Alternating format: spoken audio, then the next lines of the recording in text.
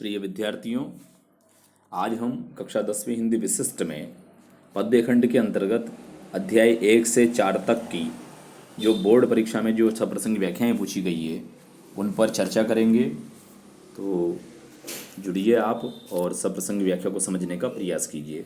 पहले पार्ट में जो बोर्ड परीक्षा में पूछी गई है वो है अविगत गति कछु कहत न आवे, ज्यों गूंगे मीठे फल को रस अंतर्गत ही भावे, परम स्वाद सबही सुनिंतर अमित तोष उपजावे, मन वाणी को अगम अगोचर सो जाने जो पावे, रूप रेख गुण जाति जुगति बिन निरालंब कित धावे, सब विधि विचारहि ताते सूर सगुन पद गावे। महाकवि सूरदास कहते हैं कि अविगत गति निर्गुण निराकार ब्रह्म के विषय में कुछ कहा नहीं जा सकता। अविगत गति जिसकी गति का पता न हो उसके बारे में कुछ कहा नहीं जा सकता। जिस प्रकार गूंगा व्यक्ति मीठे फल को रस मीठे फल को खाता है, अंतर्गति ही भावे, मनी मन हृदय में उसको महसूस करता है, लेकिन वो उसे व्यक्त नहीं कर पाता क्योंकि उसके पास वाणी का अभाव होता है। उसी प्रकार निर्गुण निराकार ब्रह्म होता है, उसकी उपासना जो है, निर्गुण ब्रह्म की जो उपासना है वो हृदय में कर लेने पर भी उसके आनंद को वाणी द्वारा व्यक्त नहीं कर पाता है। तो जो निर्गुण भक्ति करने वाला जो भक्त होता है उसकी दशा गुड़ खाए गूंगे के समान हो जाती है, जो वाणी के अभाव में वर्णन नहीं कर पाती। मन वाणी को अगम अगोचर सो जाने जो पावे, मन और वाणी के द्वारा जो अगम है, अगोचर है, उसे पाना सर्वसाधारण के लिए दुर्लभ है, क्योंकि उसकी रूप रेख गुण जाति जुगति बिन, कि उसकी कोई उसका कोई रूप नहीं है, उसकी कोई रेखा नहीं है, उसका कोई गुण नहीं है, जाति नहीं है निर्गुण निराकार ब्रह्म की, और उसे पाने की जुगति, उसे पाने की कोई युक्ति भी नहीं है, कोई सरल उपाय भी नहीं है। न उसकी कोई जाति है, न गुण है, न उसकी कोई रेखा है, और निरालंब कित धावे। इस प्रकार ऐसे आधारहीन ब्रह्म के पीछे दौड़ने से, उसके पीछे निरालंब कित धावे, उसके पीछे ऐसे जो बिना आधार का ईश्वर है उसके पीछे दौड़ने से क्या लाभ जिसका कोई आधार नहीं है। इस प्रकार सब विधि अगम विचार है। इस प्रकार सब विधियों पर विचार करके सूर सगुन पद गावे। महाकवि सूरदास सगुन पद का गुणगान करते हैं। तात्पर्य यह है कि जो निर्गुण निराकार ब्रह्म है उसके बारे में कुछ कहा नहीं जा सकता। जैसे गूंगा व्यक्ति होता है वो मीठे फल को प्राप्त करता है, लेकिन वो वाणी के अभाव में उसके मीठे स्वाद को प्रकट नहीं कर पाता, और वही स्थिति जो गूंगे व्यक्ति की होती है वही स्थिति निर्गुण निराकार ब्रह्म के उपासक की होती है कि वो उसको उपासना तो करता है लेकिन उसके आनंद को वाणी द्वारा व्यक्त नहीं कर पाता है। निर्गुण जो ब्रह्म है वो मन और वाणी के लिए अगम है। उसको जब मन और वाणी के द्वारा अगम है, अगोचर है, वो मन और वाणी के द्वारा दिखाई नहीं देगा, मन और वाणी के द्वारा उसको प्राप्त करना संभव नहीं है। सो जाने जो पावे, सर्वसाधारण के लिए यह दुर्लभ है क्योंकि इसके स्वरूप की कोई स्पष्ट रेखा नहीं है। रूप रेख रूप रेख गुण जाति जुगति बिनु, कि जिसकी स्वरूप की कोई स्पष्ट रूपरेखा नहीं है, न उसकी कोई जाति है, न कोई गुण है, न उसे पाने का कोई जुगति है, सरल उपाय है, युक्ति है। ऐसे निर्गुण ब्रह्म पर मन लगाने का कोई आधार नहीं है। ऐसे बिना सहारे मन को बिना किसी सहारे के भ्रमित होकर ऐसे मन भटकता रहता है। और इस प्रकार सूरदास सभी विधियों पर विचार करके सूरदास सूर सगुण पद गावे, सूरदास सगुण पदों का गान करते हैं। और निर्गुण मतलब कहने का तात्पर्य सूरदास जी निर्गुण भक्ति का खंडन करते हैं और सगुण भक्ति का समर्थन करते हैं। दूसरी जो व्याख्या है वो दूसरे अध्याय से है। कबहु शशि मांगत आरी करे, कबहु प्रतिबिंब निहारी डरे, कबहु करताल बजाए के नाचत मातु सबे मन मोद भरे, कबहु ऋषि आय करे हटके पुनि लेई, सोई जेहि लागी अरे, अवदेश के बालक चारि सदा तुलसी मन मंदिर में विहरे। इसमें गोस्वामी तुलसीदास जी कहते हैं इसमें बालक राम की बाल लीलाओं का वर्णन है, साथ साथ ही बाल हट्ट का भी चित्रण है कि कभी बालक राम चंद्रमा को मांगने का हट करते हैं तो कभी प्रतिबिंब परछाई को देख करके डर जाते हैं। ये कठिन शब्द हैं जिनको आप नोट कर लें, प्रत्येक अध्याय के अंत में दिए हुए हैं ये।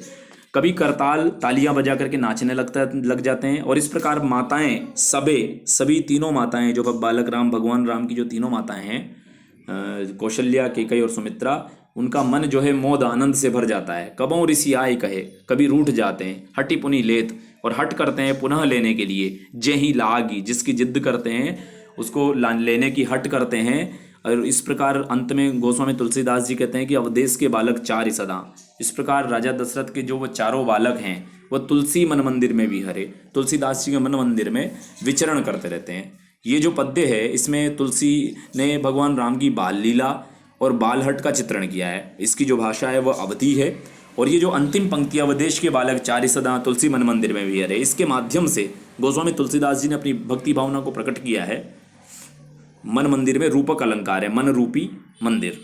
दूसरा देखिए, वरदंत की पंगति कुंद कली अधराधर पल्लव खोलन की, कि जो बालक राम हैं उनकी जो दांतों की जो पंक्ति है वो वर श्रेष्ठ है, और अधराधर जो हैं उनके जो होठ हैं, अधराधर दोनों होस्ट हैं वो पल्लव आम की नवीन पत्तियों के जैसे खुलते हैं। दांतों की पंक्ति श्रेष्ठ है, सुंदर है।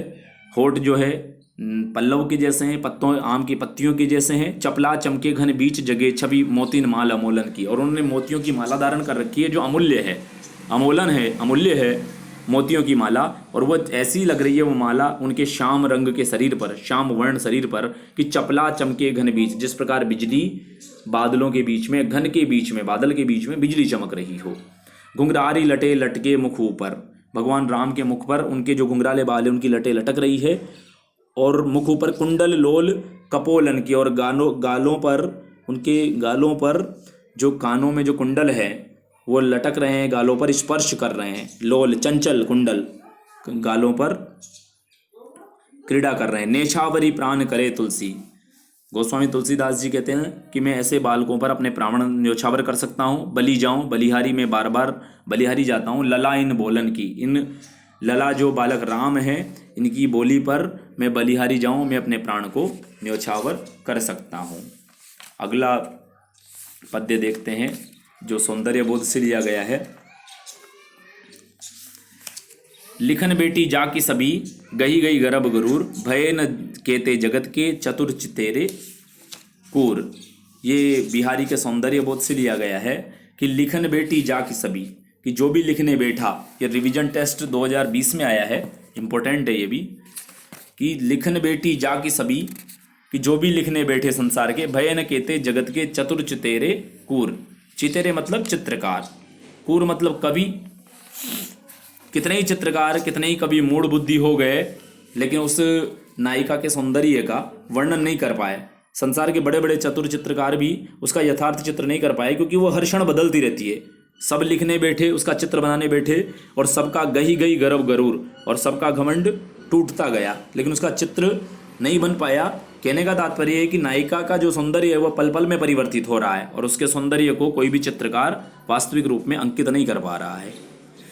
मकराकृति गोपाल के सोहत कुंडल कान, भगवान कृष्ण का सौंदर्य का वर्णन है कि गोपाल के जो कानों के जो कुंडल है उनकी आकृति जो है मकराकृति है, मछली के जैसी है, और उसे देख कर ऐसा लगता है कि धस्यो मनो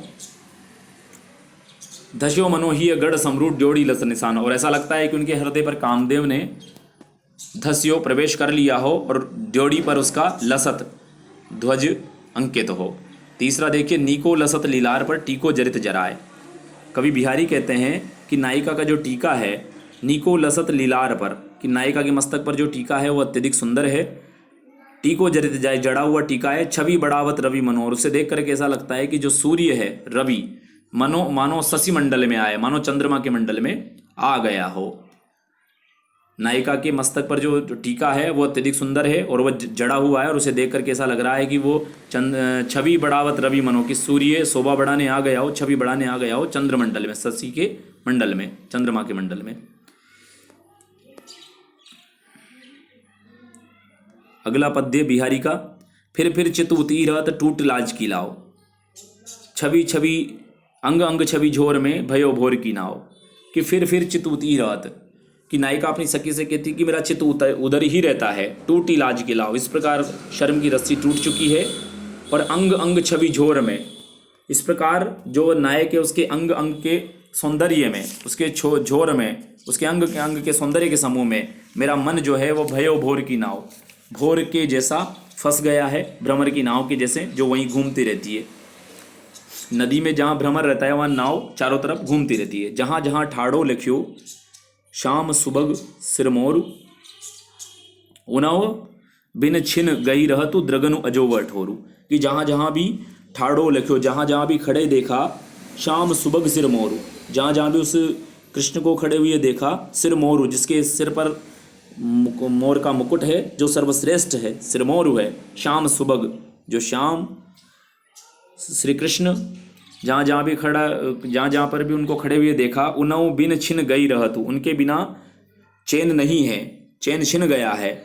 और द्रगनु अजोवर ठोरू, और आंखें उन स्थानों को ठोरू, उन स्थानों को खोजती है जहाँ श्याम ने अपनी लीलाएं की थी। ये वर्णन है, ये वियोग श्रृंगार रस का वर्णन है कि गोपियाँ वर्णन करती है कि आंखें आज भी उन दृश्यों को देखती है जहाँ श्री कृष्ण ने लीलाएं की थी, और जहाँ जहाँ वो मधुवन में, निधिवन में खड़े मिलते थे, लीलाएं करते थे।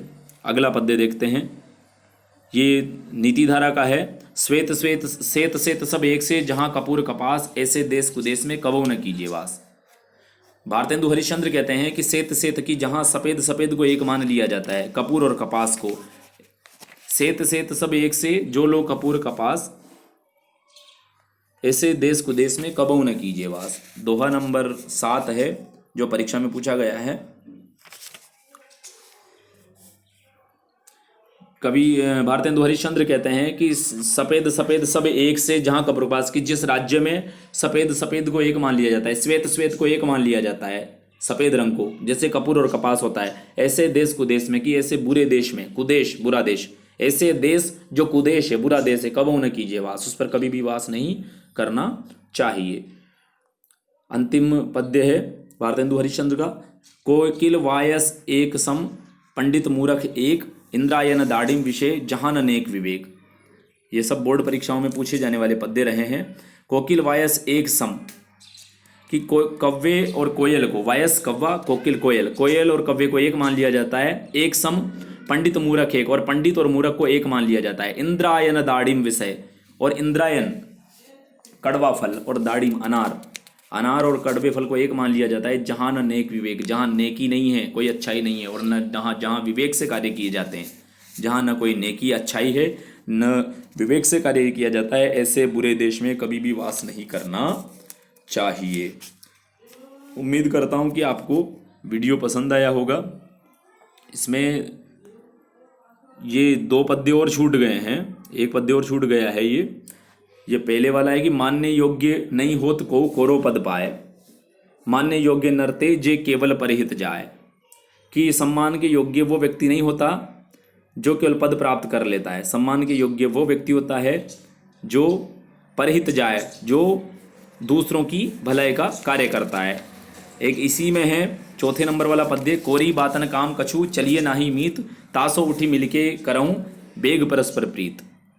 भारतेंदु हरिश्चंद्र कहते हैं कि कोरी बातों से अब काम नहीं चलेगा, मित्र मीत मित्र नाहीन, अब कोरी बातों से काम नहीं चलेगा, तास उठी, इसलिए उठो और मिलो, एकता के सूत्र में बंधो, करो बेग परस्पर प्रीत, शीघ्र ही, बेग मतलब शीघ्र, शीघ्र परस्पर एक दूसरे से प्रेम से एकता में बंध जाओ, क्योंकि अब कोरी बातों से काम नहीं चलने वाला है। भारत की एकता का महत्व बताया गया है। उम्मीद है कि आपके लिए ये वीडियो परीक्षा के लिए उपयोगी सिद्ध होगा। आप इन पद्यों को बार बार देखें जो बोर्ड की परीक्षा में पूछे गए हैं, और इनकी व्याख्याएं करें, कठिन शब्दों को लिखें। ठीक है, अपनी वाणी को विराम देता हूँ।